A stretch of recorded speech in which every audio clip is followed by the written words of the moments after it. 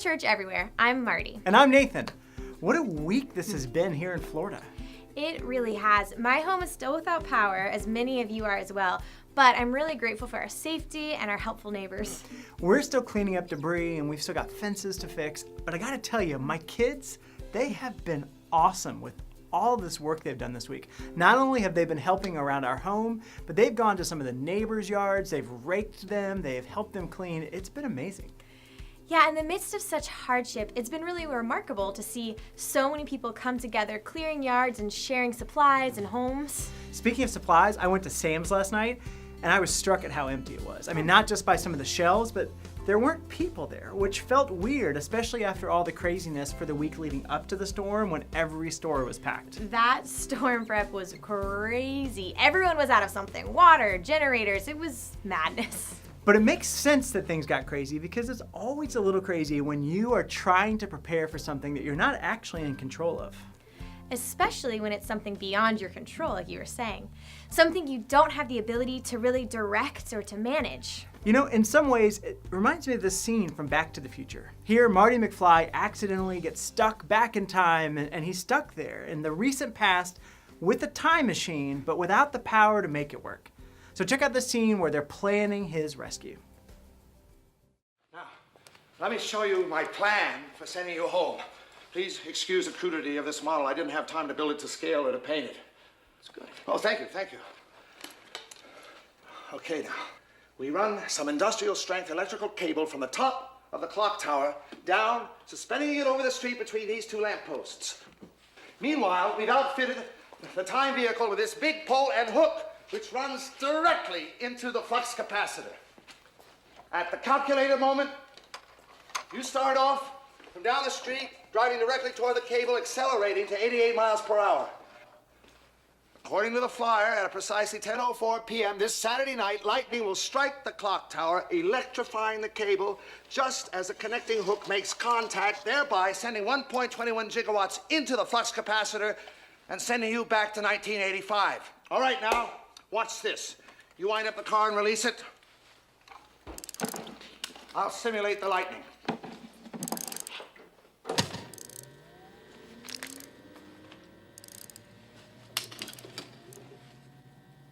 Ready?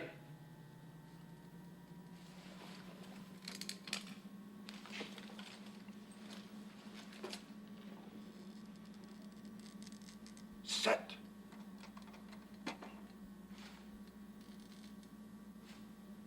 Release.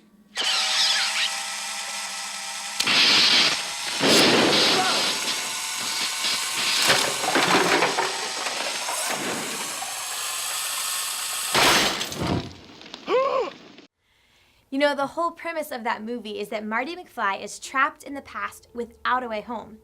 And so what we just saw in that clip, that's their plan to get home. And of course, in the end of the movie, it all works out. But when we get into situations where we don't have enough power to engineer our own rescue, you know how it really goes, right? With everything in flames like we just saw.